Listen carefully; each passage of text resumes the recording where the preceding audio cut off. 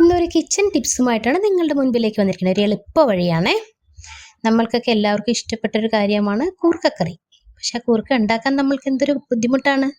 ഞാനും ഇവിടെ കൂർക്ക മേടിക്കാൻ കടയിൽ ചെല്ലുമ്പോൾ വളരെ സൂക്ഷിച്ചാണ് നോക്കുന്നത്, വലിയ കൂർക്കയാണോ എന്നൊക്കെ നോക്കിയിട്ടാണ് വാങ്ങിക്കാറ്.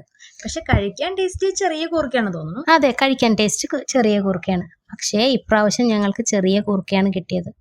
ഇതിന് എന്തെല്ലാം ടെക്നിക്കാണ് നേരത്തെ ഉപയോഗിച്ചിരുന്നതെന്ന് അറിയാവോ? ഇപ്പൊ പണ്ട് മുതലേ നമ്മൾ കേട്ടിരിക്കുന്നത് ഒരു ചാക്കിലിട്ട് അടിച്ചാൽ മതി, മരത്തിലിട്ട് വല്ല അടിച്ചിട്ട് പിന്നെ കഴുകിയെടുത്താൽ മതി, പിന്നെ അതെങ്കിൽ ഉരച്ചാൽ മതി, അങ്ങനെയൊക്കെയാണ്. അതെ, ചാക്കിലിട്ട് അടിച്ചു കഴിഞ്ഞാൽ പുറത്തിലിട്ട് പേറ്റി അതിന്റെ തൊണ്ട് കളഞ്ഞു കഴിഞ്ഞു വന്നാലും പിന്നെയും കളയാനുണ്ടാവും അതിനകത്ത്. പക്ഷെ എനിക്ക് ടേസ്റ്റും കുറവാണെന്ന് തോന്നുന്നു. കാരണം ചതഞ്ഞ് വരുന്ന കുറച്ചൊക്കെ ചതയും പൊട്ടിപ്പോകും, പിന്നെ കയ്യിൽ മുഴുവനും കറയായിരിക്കും.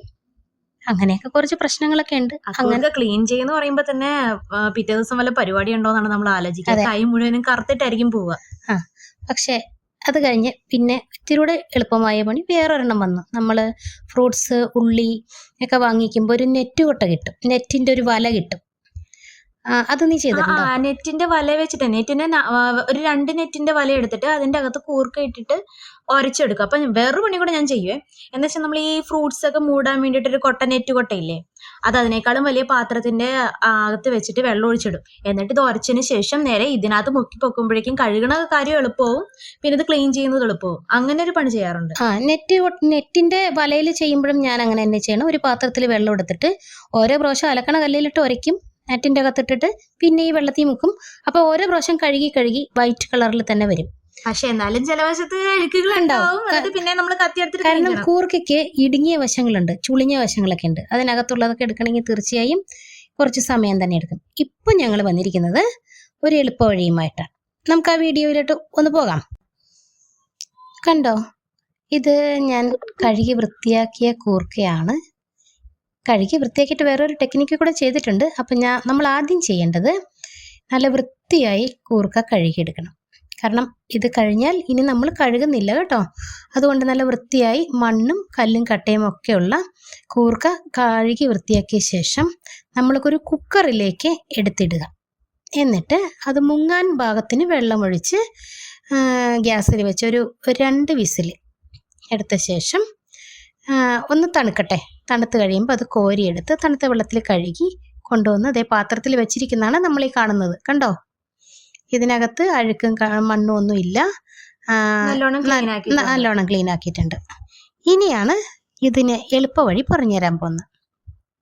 പിന്നെന്ന് വെച്ച് കഴിഞ്ഞാല് ചെറിയ കൂർക്ക എന്ന് പറയുമ്പോഴേക്കും സാധാരണ വലിയ കൂർക്കനേക്കാളും ടേസ്റ്റ് ചെറിയ കൂർക്കയ്ക്കാണ് കേട്ടോ. കണ്ടോ, അതെ, അതിന് ചിലതൊക്കെ വലുതുണ്ട്. പക്ഷെ എന്നാലും വലുതെന്ന് പറയുന്നത് പോലും വളരെ ചെറുതാണ്. കണ്ടോ, ഇതൊക്കെ നമ്മൾ കൈകൊണ്ടൊന്ന് തൊലി കളഞ്ഞെടുക്കുന്ന കാര്യം ഒന്ന് ആലോചിച്ച് നോക്കിയേ.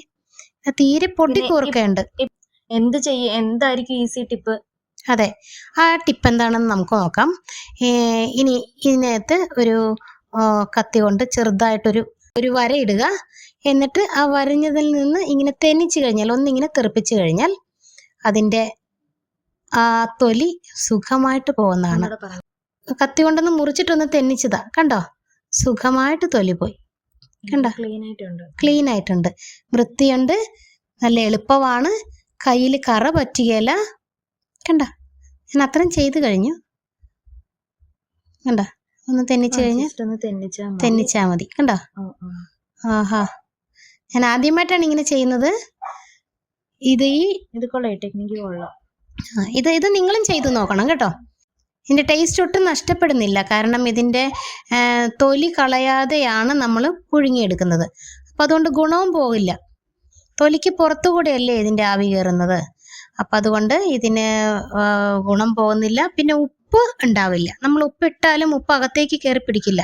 തൊലിക്ക് അകത്തുനിന്ന് പുറത്തുനിന്ന് അകത്തേക്ക് ഒന്നും പാസ് ചെയ്യുന്നില്ല. അതുകൊണ്ട് ഉപ്പ് കിട്ടുന്നില്ല, ഗുണം പോകുന്നുമില്ല. അതുകൊണ്ട് വേറൊരു ഗുണം കൂടെ ഉണ്ട്. മീൻസ് പുറമുള്ള അഴുക്ക് ഇതിന്റെ അകത്തേക്ക് കയറുന്നില്ലെന്ന് അർത്ഥമുണ്ട്. അതെ, അഴുക്കൊന്നും ഇല്ല, കഴുകിയിട്ടുണ്ട്. അഥവാ ഇനി എന്തെങ്കിലും അഴുക്കുണ്ടെങ്കിൽ പോലും അത് ആ വെന്ത വെള്ളത്തിന്റെ അടിയിലേക്കേ പറ്റത്തുള്ളൂ.